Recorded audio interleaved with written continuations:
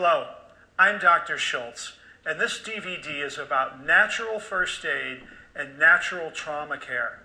I'm going to teach you how to deal with all sorts of emergencies that happen in and around your home.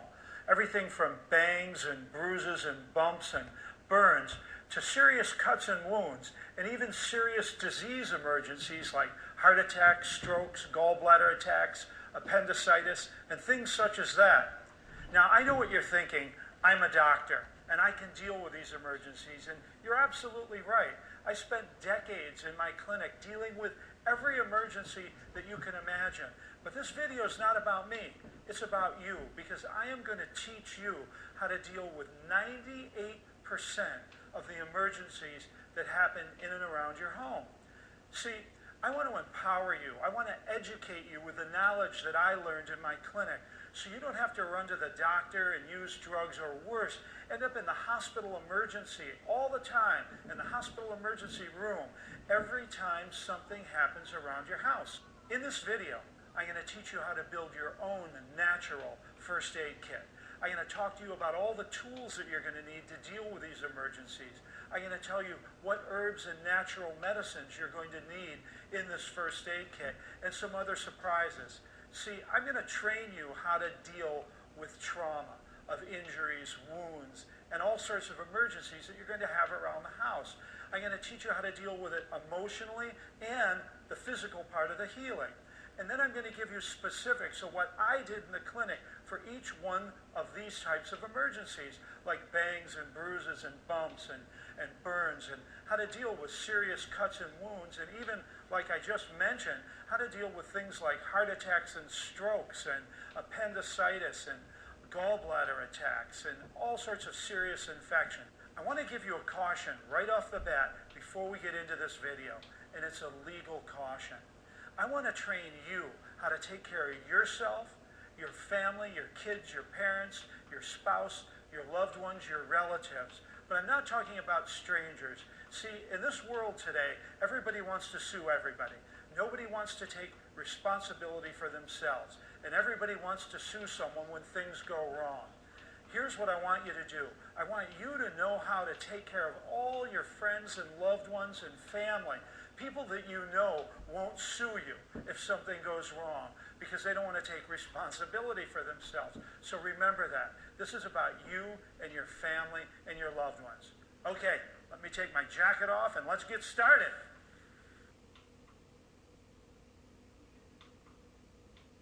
Okay, first off, I want to talk to you about how to emotionally deal with trauma.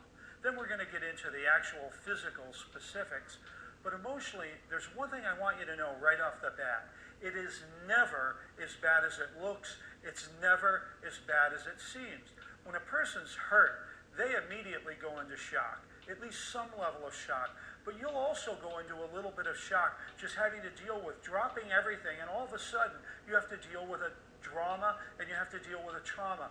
But it is never as bad as it looks. You know, you need to have the person sit down immediately, because often they'll pass out, hit their head, and have a worse trauma than their first trauma or their original trauma. So get the person to sit down, if not lie down. You know, often I drag people right into my kitchen and throw them right up on the counter or the kitchen table. Now they're lied down and I can deal with them. I'll never forget a story my dad told me that when he was young, he got kicked by a horse so badly that it opened up a wound right across his neck. He was bleeding severely. His mother grabbed him and brought him in the house and stuffed a washcloth on his neck to stop the bleeding. And when the doctor got by, he stitched him right up on the kitchen table. And I find that a lot of the times I drag people into the kitchen. That's where I have the herbs, the first aid kit, and I have tables and chairs and all the things that I might need. But what I'm trying to tell you is get the person to sit down before they fall down, and if necessary, get them to lie down, just like you have an examination table, and you can easily use the kitchen table or the kitchen counter to do that. And stay calm yourself. Again, it's never as bad as it looks or it seems, especially when bleeding is involved. It'll often look like someone's lost a quart of blood, but in reality, it's a couple tablespoons. So stay calm and be reassuring.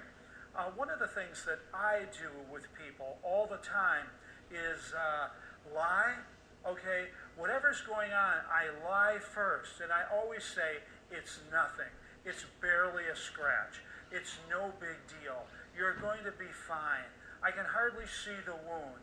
And I use all sorts of lies to calm the person down, okay, to get them to relax.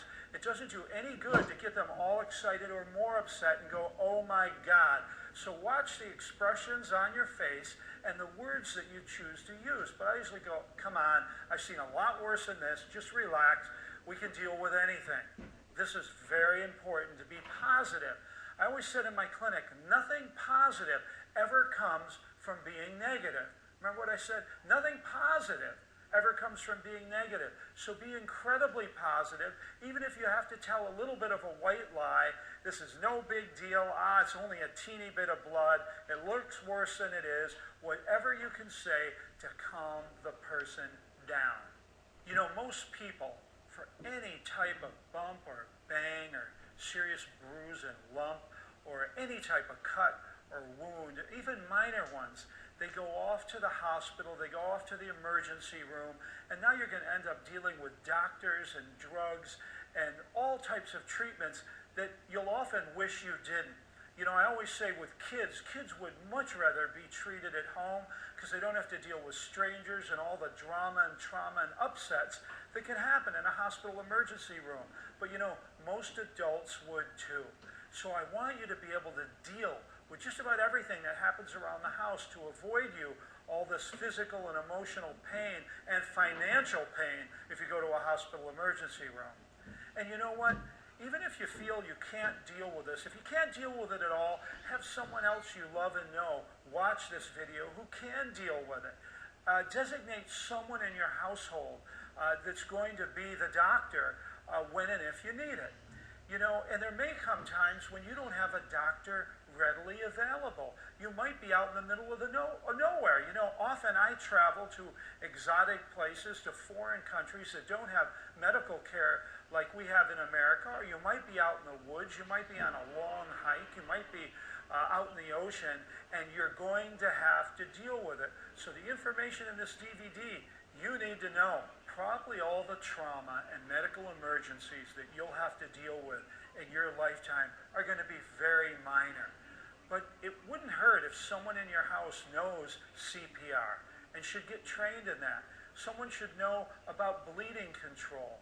And especially if you live near any water, like in Florida or California where I live, or you have a swimming pool in your backyard, someone should know how to resuscitate someone that's drowned.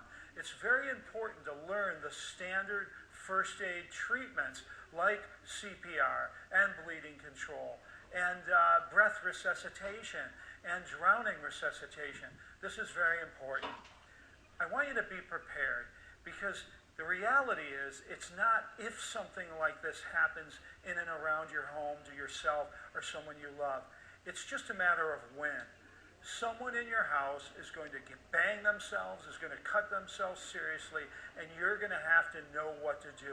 So let's get started, and I'm going to teach you how to handle everything.